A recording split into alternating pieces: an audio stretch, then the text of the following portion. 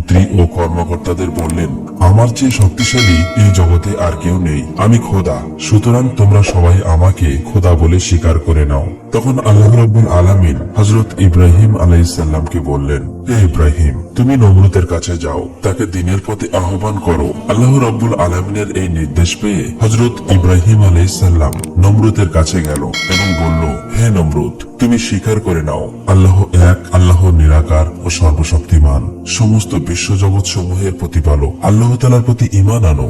বলো, লা ইলাহা ইল্লাল্লাহ, ইব্রাহিম খলিলুল্লাহ, আল্লাহ ছাড়া কোনো মাবুদ নেই এবং ইব্রাহিম তার বন্ধু।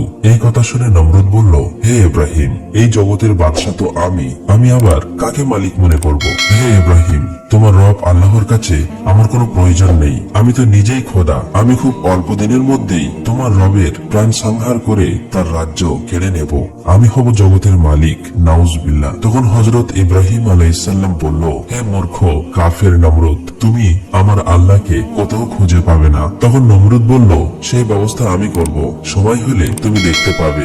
এই কথা শুনে হযরত ইব্রাহিম আলাইহিস সালাম আর কিছু বললেন না, সেখান থেকে চলে আসলেন। তারপর নমরুদের কক্ষে আসলো এবং বলল, নমরুদ, তুমি বড় বড় 4টে শকুন পালন করো, তাহলে তুমি আল্লাহকে হত্যা করতে পারবে। এই পরামর্শ দিয়ে ইবলিস শয়তান সেখান থেকে চলে গেল।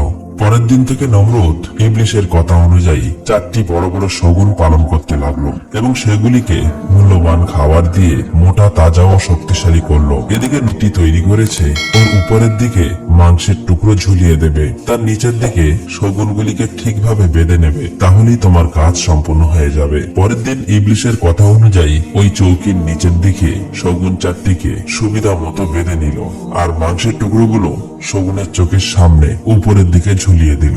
ইতিমধ্যেই শগুনগুলো ক্ষুধার্ত ছিল, তাই তাদের লক্ষ্য ছিল ওই মাংসের টুকরোগুলো, আর নমরুদের লক্ষ্য ছিল আকাশের দিকে যাওয়া। যেহেতু শগুনগুলো ক্ষুধার্ত ছিল, তাই তারা যাতে মাংসগুলো খেতে পারে সেই জন্য তারা উপরের দিকে উঠতে লাগলো। অতঃপর নমরুদ তীর ধনুক সহ একজন সঙ্গীকে নিয়ে ওই চৌকির উপরে উঠে বসলো। এরপর মূর্খ নমরুদের সেই শগুনবাহী যান উপরের দিকে উঠতে লাগলো। কাফির নমরুদ আল্লাহ তাআলাকে হত্যা করার জন্য তার ধনুকের তীর লাগালো। নাউজুবিল্লাহ। এই সমস্ত দেখার পর নমরুদের ওই সঙ্গীর মনে ভাবান্তরে দেখা দিল। তখন সে বলল, জাহাপনা, আপনি কাকে লক্ষ্য করে উপরের দিকে তীর নিক্ষেপ করতে যাচ্ছেন? তখন নমরুদ বলল, আমি ইব্রাহিমের রব, তার কথিত খোদাকে হত্যা করব। মূর্খ পাপিষ্ট নমরুদ এবার তার তীরগুলোকে উপরের দিকে নিক্ষেপ করলো। ওই সময় আবারও আল্লাহ রাব্বুল আলামিন হযরত জিবরাইল আলাইহিস সালামকে ডেকে বললেন, জিবরাইল, আমি আমার পরম শত্রুকেও নিরাশ করব না, আকাঙ্ক্ষা অনুযায়ী তার চাহিদা পূরণ করব। তুমি পাপিষ্ট নমরুদের মনের আশা পূরণ করার লক্ষ্যে একটি নিদর্শন তৈরি করো। নমরুদের নিক্ষেপ করা তীরের মাথায় মাছের রক্ত লাগিয়ে দাও, যাতে সে মনে করে সে আমাকে হত্যা করেছে। আল্লাহ রাব্বুল আলামিনের নির্দেশ পেয়ে হযরত জিবরাইল আলাইহিস সালাম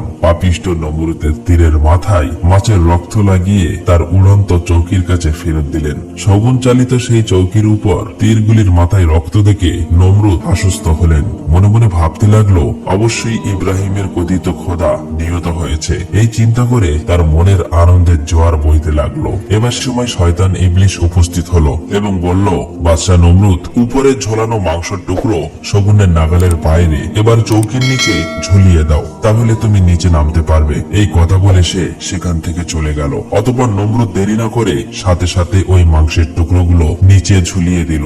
অতএব শগুনগুলো মাংসের লোভে নিচের দিকে নামতে শুরু করলো। কিছুক্ষণ পর নমরুদ নিচে নেমে আসলো। অতঃপর নমরুদ মহা আনন্দে ওই রক্তমাখা তীরগুলি নিয়ে রাজ দরবারে চলে আসলো। তারপর নমরুদ হযরত ইব্রাহিম আলাইহিস সালামকে খবর পাঠালো। খবর পাওয়া মাত্রই হযরত ইব্রাহিম আলাইহিস সালাম রাজ দরবারে আসলো। তখন নমরুদ বলল, হে ইব্রাহিম, এই দেখো তোমার রব আল্লাহকে আমি হত্যা করে এসেছি, এই দেখো রক্তমাখা তীর। তখন হযরত ইব্রাহিম আলাইহিস সালাম বলল, হে নির্বোধ মূর্খ নমরুদ, তুমি তো দূরের কথা সমগ্র পৃথিবীর সৃষ্টিকুলের শক্তি একত্রিত করলেও আল্লাহ রাব্বুল আলামিনের সামান্যতম কেউ ক্ষতি করতে পারবে না।